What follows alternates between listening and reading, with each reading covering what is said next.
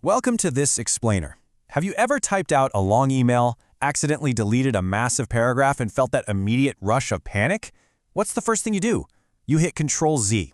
You hit undo. It is an absolute lifesaver. Well, today, we're going to look at the exact mathematical equivalent of that Control-Z. We're talking about inverse functions. This is literally a mathematical time machine that reverses actions, and I am so excited to show you exactly how it works. But before we get into the heavy math, let's test your intuition. Imagine you're walking through your favorite store. You see a 20% off sale, and you find a shirt marked down to 40 bucks. Your brain immediately starts churning, right? You're thinking, wait, what was the original price? Well, without even realizing it, your brain is trying to run an equation in reverse. You're actively trying to construct an inverse function right there in the clothing aisle. To master this, we'll follow a simple roadmap. 1. The power to undo. 2. Everyday inverse functions. 3. The one-to-one rule. 4. Mirror images on a graph. And finally, 5. Solving inverses algebraically. I promise we'll break this complex math topic down into bite-sized, logical pieces. Okay, let's dive into this. Section 1. The power to undo. So at its most basic level, an inverse function simply reverses the action of another function. Think of a standard function as a machine. You put an input in, the machine processes it, and it spits out an output. The inverse function, which we write with that little -1 exponent and read out loud as f inverse, is simply that exact same machine running in reverse. It takes the output, processes it backwards, and perfectly recovers your original input. If our original function takes the number 4 and turns it into a 9, then the inverse function takes that 9 and turns it right back into a 4. It really is the ultimate undo button. Section 2. Everyday inverse functions. Let's move our focus from the abstract math directly into reality to see why this actually matters. Suppose you're taking a trip from the US to Europe. You need euros, so you exchange your US dollars. Let's say the exchange rate function takes your dollars and multiplies them by 0.92. You hand over a crisp $100 bill, the function does its job, and you get exactly 92 euros. Fantastic! But fast forward to the end of your trip. You're heading home and you have exactly 92 euros left in your pocket. You want your US dollars back. So how do you figure out what it's worth? You use the inverse function. Instead of multiplying by 0.92, the inverse function dictates that you divide by 0.92. You plug in your 92 euros, divide by 0.92, and perfectly recover your original $100. The original function converted dollars to euros, and the inverse seamlessly undid that whole shebang, converting those euros right back to dollars. Moving right along to Section 3, the one-to-one rule. Now, not every function gets an inverse, so we have to meet the mathematical gatekeeper. In the world of math, for an inverse function to exist, the original function absolutely must be a one-to-one function. So what does that mean? It means every single output must correspond to exactly one unique input. Different inputs have to produce different outputs. If a function is graphed out, it not only has to pass the vertical line test to prove it's actually a function, but it also has to pass the horizontal line test to prove it is one-to-one. If a horizontal line crosses the graph more than once, it fails, and that mathematical undo button is totally broken. Now, what's really interesting about this slide is how perfectly a valid function contrasts with one that fails miserably.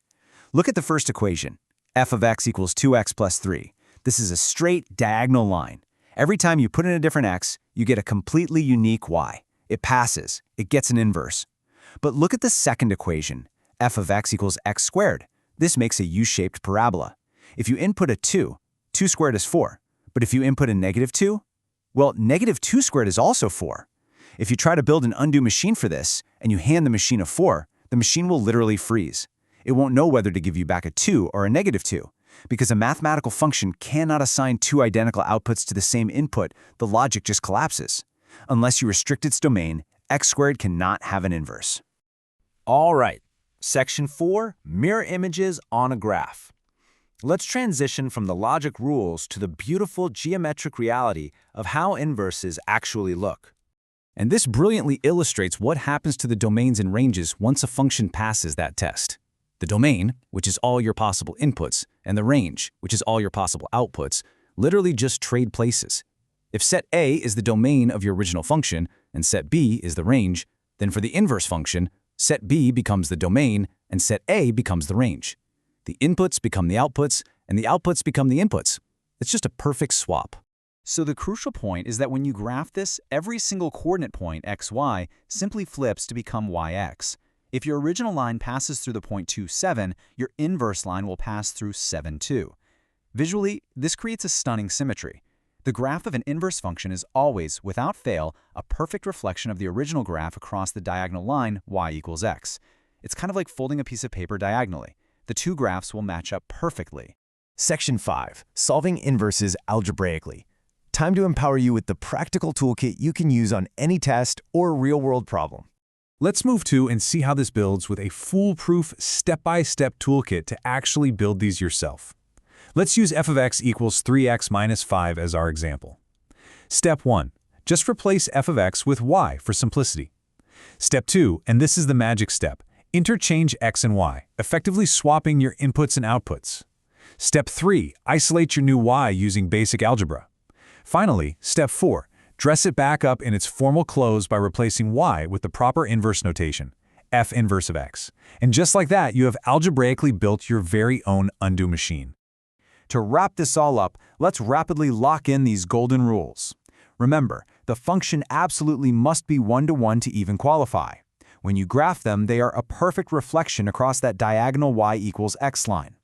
The domain and range completely switch roles.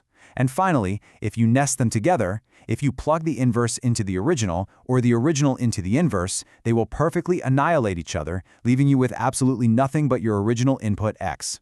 The doer and the undoer perfectly cancel each other out.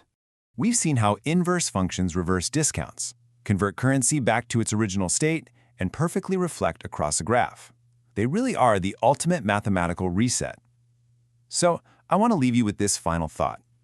If inverse functions are math's literal undo button, what processes in your own life, your work, or the world around you are secretly just waiting to be reversed by an f inverse of x? Keep your eyes open for those undo buttons. Thanks for joining me on this explainer, and I'll catch you next time.